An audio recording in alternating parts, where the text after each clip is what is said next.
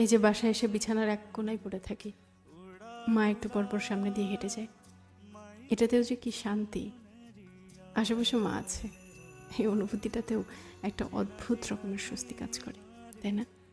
আমরা আমাদের জীবনের হাজার মানুষকে ভালোবাসার কথা বললেও মাকে সাধারণত বলা হয় না, মা আমি তোমাকে অনেক ভালোবাসি। যখন এই মানুষটা পৃথিবীতে থাকবে না, তখন হয়তো তার মতো করে আমাকে কেয়ার করার মতো কেউ থাকবে না।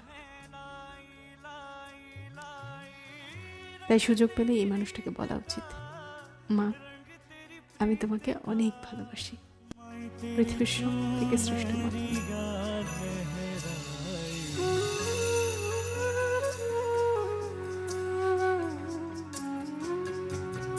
जब जब मुझ पे उठा सवाल, माही तेरी चुनरी यार है,